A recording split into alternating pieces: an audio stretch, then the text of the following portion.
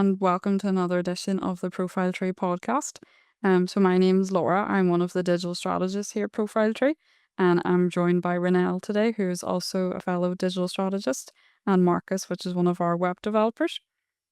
So essentially, today's episode, we're looking at the fundamentals of building the strong digital presence, specifically from startups or new businesses perspective.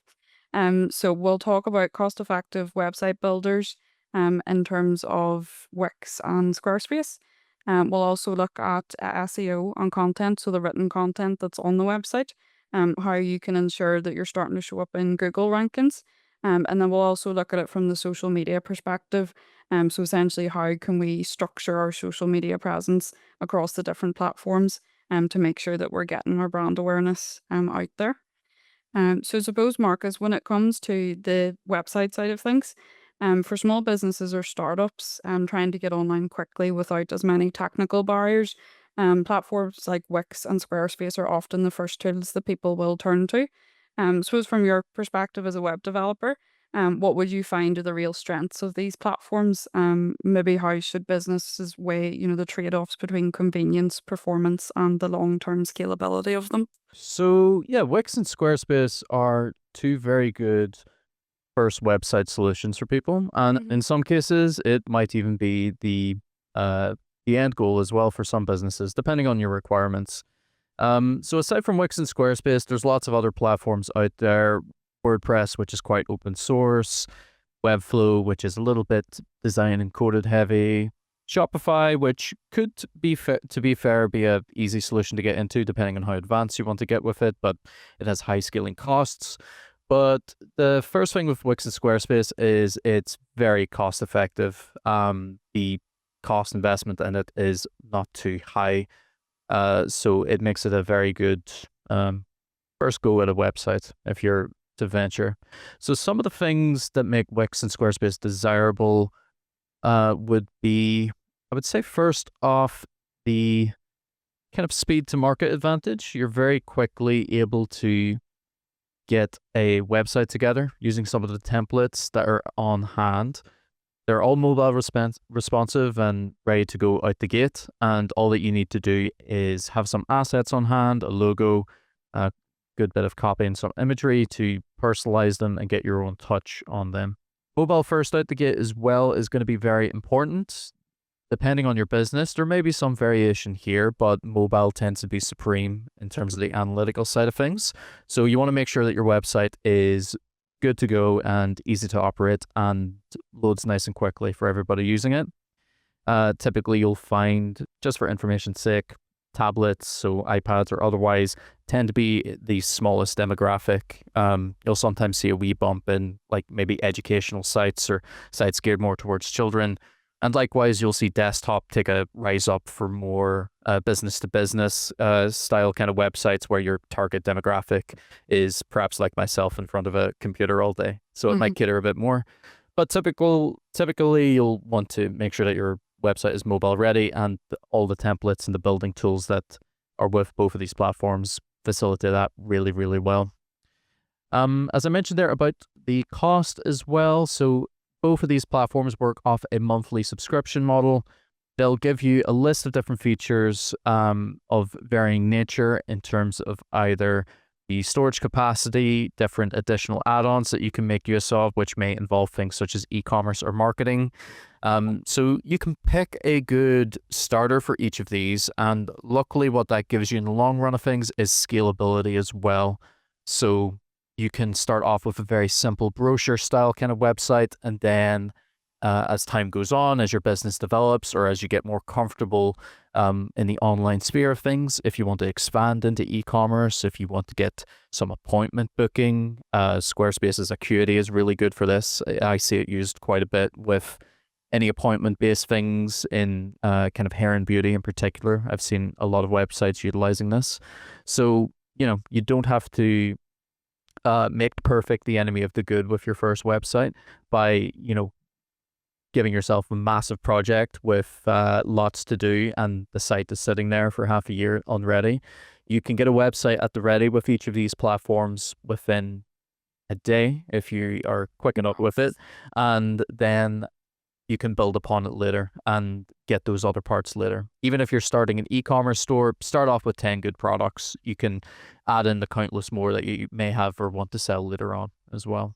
And say for clients that maybe aren't as technical inclined, which out of the two, out of curiosity, would you recommend to them in terms of like user friendliness for creating the site?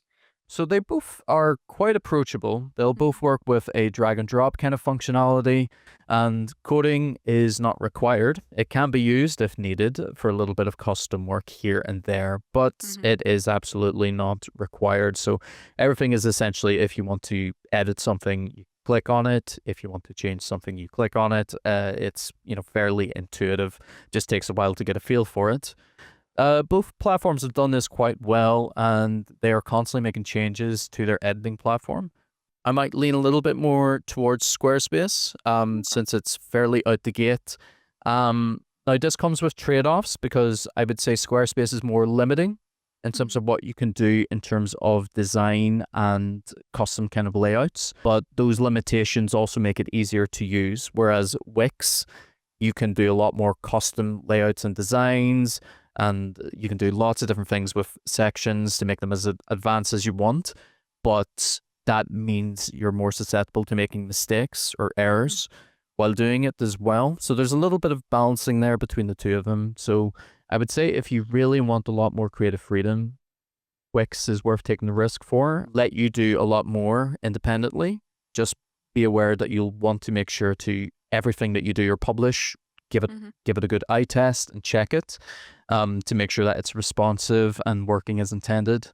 Whereas if you want to keep just simple kind of website layout, you don't want anything too advanced, you'll obviously in both cases get to put in a touch of your own branding, colors and logo and everything else in between. But Squarespace is just that little bit more restrictive, but in a good way to allow you just to focus on building things with more simplicity, I would say, between the pair of them. Very good.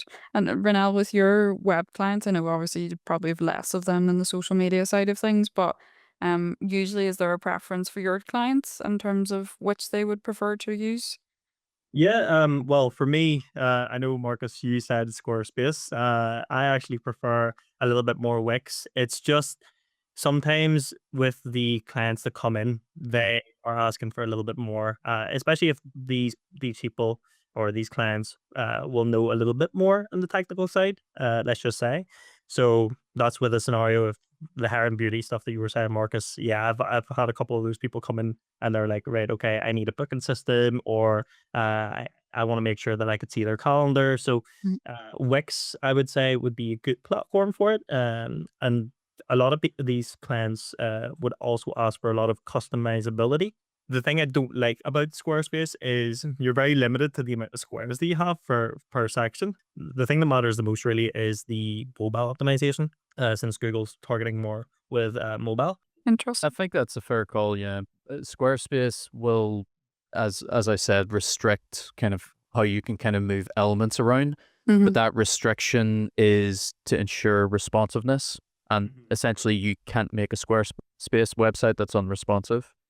Whereas Wix will give you grid lines to stay in. People don't often stay in them, and then that can make the site unresponsive on different. So they both give you the kind of guidelines, but whereas Squarespace will kind of tell you, no, you can't go out of them, Wix will kind of let you do it. And so that's what can sometimes lead to unresponsive websites on the Wix side of things. I suppose on the technical side of things as well, Marcus, search engine optimization is quite a buzzword at the minute in the tech sphere. So for people that maybe aren't aware what that is, essentially it's ways that you can help your website rank on, well, typically search engines, but we usually just talk about Google. So this can be with the technical SEO, so more the back end of the site, or the content that's on the page, the written text, which I'll touch upon in a moment. So I suppose from your technical perspective, is there any like best practices or recommendations you would give when people are creating the site?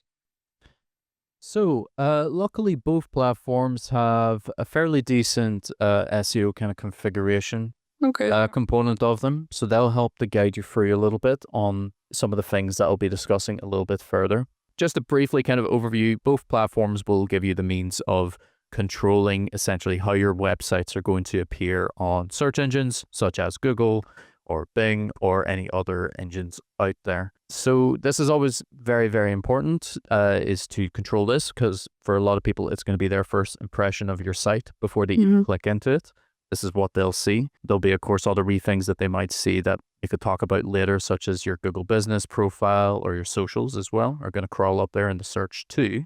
Both platforms are quite robust. I would say, to be fair, between the balance of them, Wix probably has the more robust kind of SEO guide kind of tool between the pair of them, whereas Squarespace is just a little bit more simple, I would say. They both reach the end goal absolutely fine though, in terms of allowing you to change your SEO title and meta description, which are the two wee bits that you'll see of every page. Now, as far as some of the best practice kind of recommendations that I have, the first thing would be to ensure that each of your pages have a sufficient meta title. So your page may just have a title within the editor that you give it that might be a little bit brief. It might just say home, or it might just say about, or it might just say services. But since we want people to find this page through Google search, then we want to make sure that the titles that actually show up on the search are going to be a lot more detailed and contain some keywords, which I'm sure you'll get into later, Laura. So that will be one of the key parts. Along with this, make sure each page on your website or post or otherwise has a meta description. So that's the further kind of descriptive text below. And then within the actual build of your page, there's a lot of wee things to look out for. The first thing to bring up is heading structure. So every page on your website should have exactly one H1 heading on it, no more and no less. Google's going to use this to essentially get an idea about the topic and nature of your page as well. The best way to kind of go about this is, at least for your internal pages, you want to have a consistent title banner. So just develop it once for one of your pages as you're working for your website. And once you know that that section is perfect, you've given it checks on desktop and mobile, it has the H1 in it, then you can just copy that to your other pages and change the parts you need, like what the title is, or if there's an image component, changing that. And that'll give you both design consistency and SEO consistency from the technical side of things. A few other things to keep an eye on would be your heading hierarchy. So this one is, to be fair, a little bit more difficult, and you'll not get punished too much if you break the rules on this a little bit. But ideally, you want to use your headings sequentially. So you'll have a H1 on each of your pages, as we established. Anywhere then on your page, you can use a H2. You're not allowed to skip straight away to H3, or you're not allowed to use a H2 and put a H5 below that.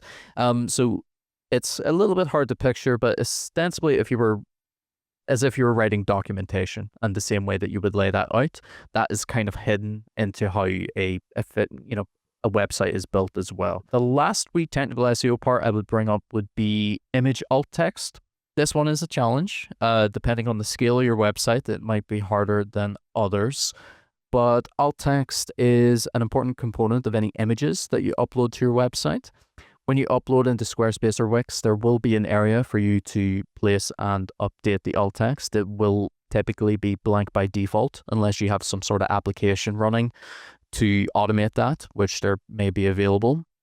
But alt text is essentially used for anyone using screen readers. If anybody has visual impairments of any kind, then the alt text is used, obviously in lieu of being able to either visibly see or at least clearly see an image. The alt text is read out in place of that. So typically alt text needs to be descriptive of what is contained within the image. Sometimes it'll be more detailed than others, just depending on the image.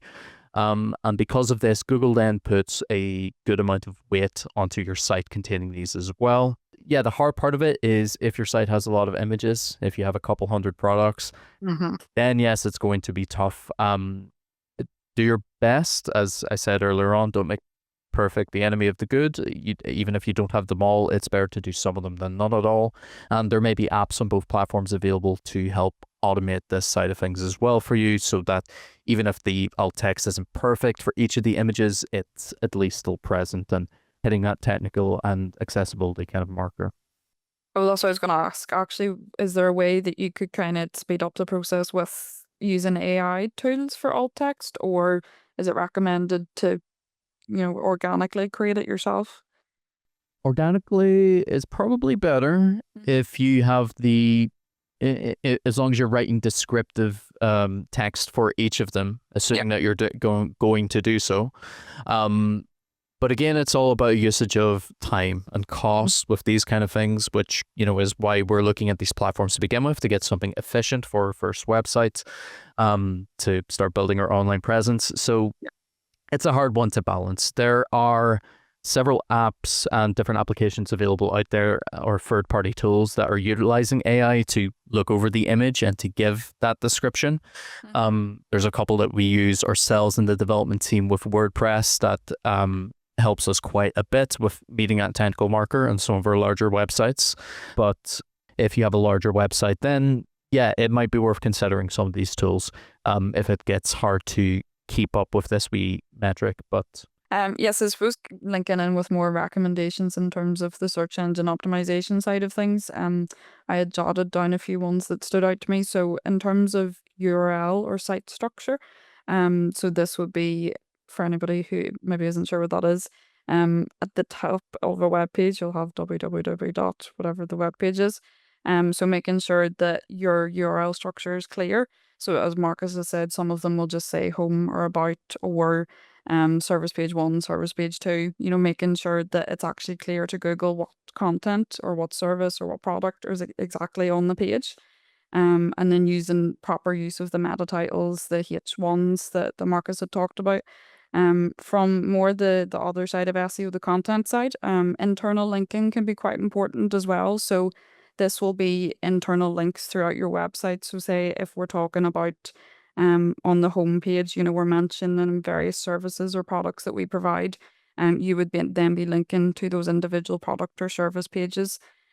Also within blog content, which we'll talk about in a minute, it can be useful then just as a way that people can navigate throughout the website with ease. We want to avoid what we call keyword stuffing. So keywords are essentially phrases that people will type into Google or other search engines. So they can be statement-based keywords. So this is just digital marketing Ireland, say. Or they can be question-based keywords. So what is the best digital marketing agency in Ireland? So you want to have a mixture of both of them within blog content where possible, particularly using the likes of FAQ sections at the bottom, is what I would usually recommend for clients.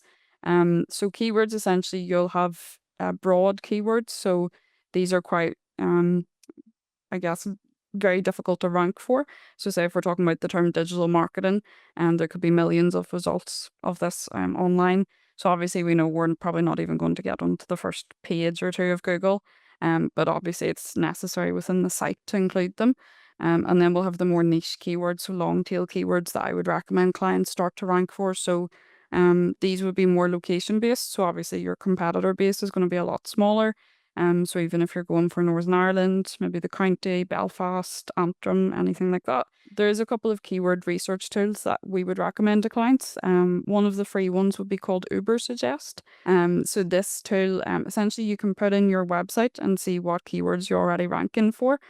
So this is what people are searching into search engines, and then your website is appearing.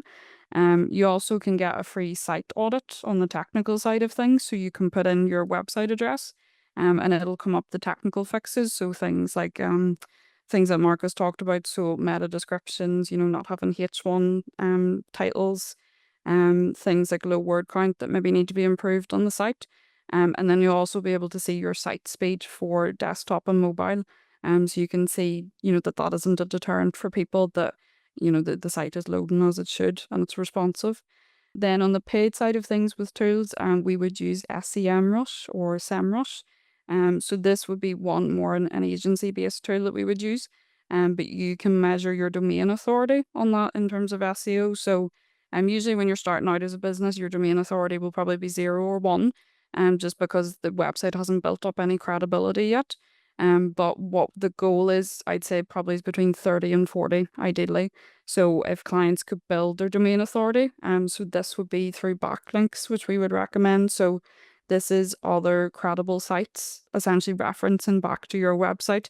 So if that's other blog content websites, if it's like agency websites that would promote different businesses within industries, even could be things like the Belfast Chamber of Commerce that we would do for clients. Anything really that's credible that signals to Google that, okay, they're referencing back to this website, so I'm going to promote that more within the algorithm. And then the last tool I would recommend would be Google Search Console. So a lot of our clients have either not heard of this before, or maybe they don't have it correctly set up. So essentially, this is a really good way to measure how much your site is being viewed by people. So you'll be able to see your impressions, so how many people are physically seeing the site appear, and then your clicks, so the amount of people that are coming onto the site. So that would be some tools that I would recommend that, for keyword research, you would want to be making sure that you're trying to target the more broad keywords, and then the more niche ones that we're going to start to rank for in Google. On WordPress, or I think other site builders as well, there will be Yoast SEO or Rank Math SEO. So these are essentially plugins that you can get for the builders. So they will measure kind of like a traffic light system. So they'll make sure that you're hopefully in the green for each web page. So it'll essentially have like a checklist that the user can go through. So maybe if you're not sure of SEO or maybe a bit wary of it, having that traffic light system in place should hopefully help you. In the case of just to chime in there, Mhm. Squarespace and Wix, they won't have the same level of detail in Okay. terms of a kind of like traffic light system along with Mhm. check marks of items to kind of meet. They won't be quite as specific. Wix does have a few during its configuration, but most of the detail you'll find whenever you're making blog posts, they tend to have a couple bit more details for you then. On both Squarespace and Wix, they give you the checklist items there. It just might not give it to you for the static pages. When we're talking about blog content as well, blogs usually we would recommend for clients to be posting at least two a month. These can be created using AI, and then you can tweak it. Because I know a lot of people maybe don't have time to sit down and write two 1,000 word blogs a month. So essentially within the blogs, you would target maybe your main services, core offerings, products, anything that you really think that you want to promote within the site that doesn't necessarily fit on a specific service page. So it could be linking different services or products together, or it could just be something within the business that you want to promote. And then I suppose on the blog side of things as well, it translates quite nicely into social content for people. I know, Renelle, you probably would recommend this to your clients. Absolutely. So usually when it comes to social media, it's your best source. It's free at the end of the day. And it's a great way to move people from one area to another, especially with website traffic. If you're not getting it organically, then that will be the best approach. With the likes of social media as well, it's really good for businesses who just want to do things for free. Let's just say if you don't have the budget at all to even do a Wix website or a Squarespace website, then you can set yourself up with online presence at least, just so you're letting people know that, okay, I'm here, like I'm local to the area, um, and just whenever you get the hang of using social media, that's when people normally jump onto a website. The thing about it as well is don't spread yourself too thin either. You don't want to open up so many different social media platforms to the point that you can't actually handle it. Do Facebook and Instagram. They fall under the Meta, which is great because you have the Meta Business Suite platform where you can use that to schedule posts ahead of time. Now, that's really good for someone who doesn't have any time management, just like me sometimes. So, it's really good for scheduling posts ahead of time if you don't have the time to do it then.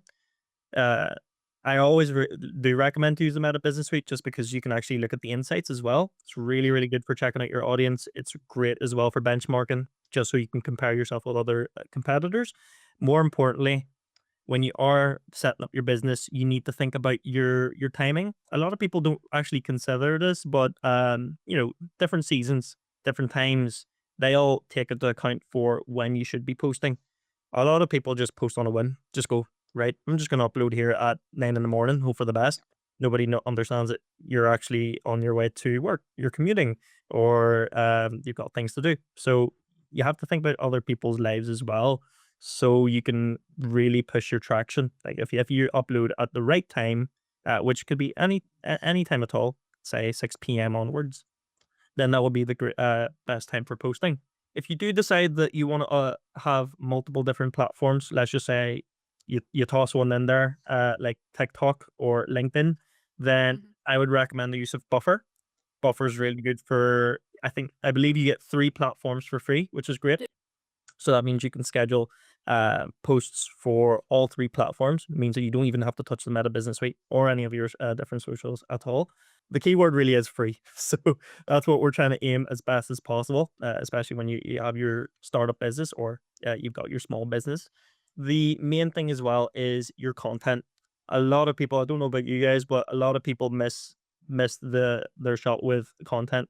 A lot of people just upload, let's just say, a caption. That's not going to get you anywhere. Or Or really low quality images or yeah. Yeah.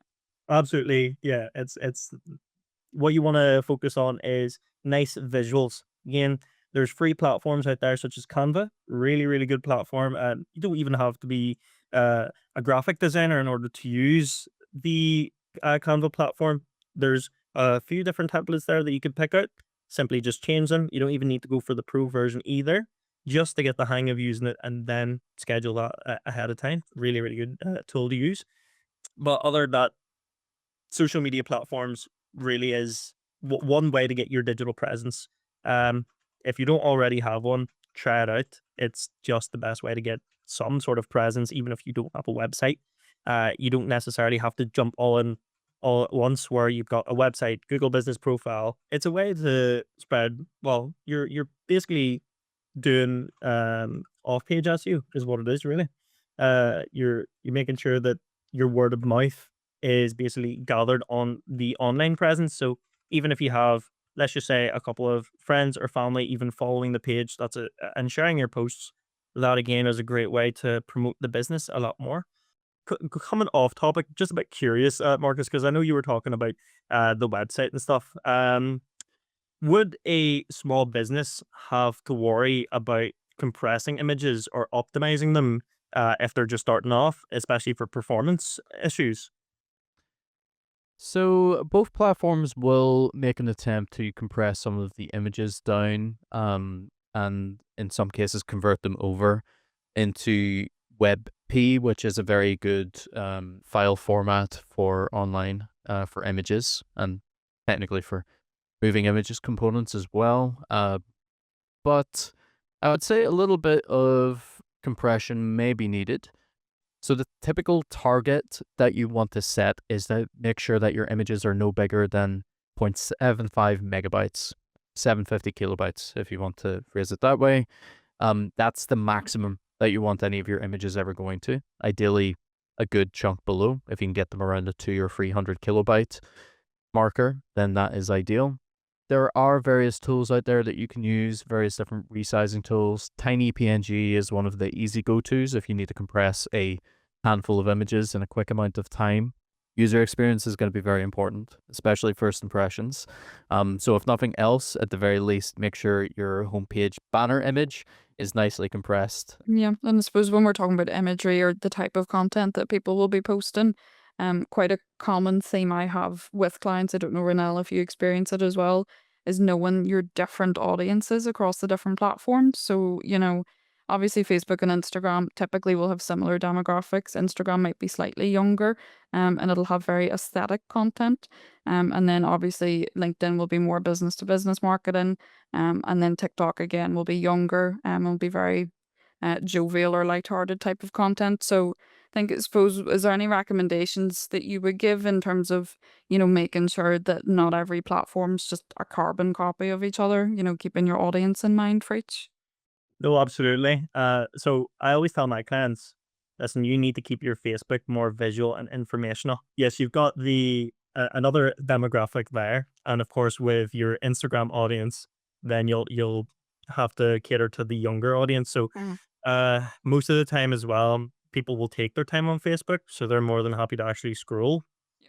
Whilst on Instagram, you're having people flick through the next reel, or you're having people flick through the next post. So it's usually within the first 4 seconds. If you don't get them within that time, then they're gone. So the best way I would say is keep your Instagram more of a portfolio. This is what I like to say. So if you check out our Conley Cove Instagram, we have a lot of different reels there. So it's mainly all visuals, nice, quick, simple, snappy video shots. Short form is really the best sort of video content that you could be creating, especially for 2025. Don't know what 2026 is going to give us. It's all about time management at the end of the day if you're running the business, because you're handling so many things. You have to worry about selling something, and then you're also having to help sell yourself on your social media presence as well as website presence. So when it comes to TikTok, that is more video based. There's no still images. I see a lot of people. I just see a lot of people doing images for video. It's not good content, unfortunately. uh your content should be always video based, even if you're going to do, let's just say, a still, at least record it for the first 3 or 4 seconds. Have a consistency of that along through it, well, throughout the entire video. And again, one thing that the big massive thing that I've missed out here is social media's own SEO, which is hashtags. So a lot of people miss out on hashtags quite a bit. Some people, I assume, right, okay, I need to put up 30 hashtags here, or some people don't even have any hashtags at all. So the best way to say it is try to figure out exactly what would work best for you. It could be 5 hashtags, 7 hashtags, or even 10. It's going to be different for every single business. Just because he said I should use 3 hashtags doesn't mean I should use 3 hashtags. So it's trying to figure out at the end of the day, it's trial and error, social media or any presence at all.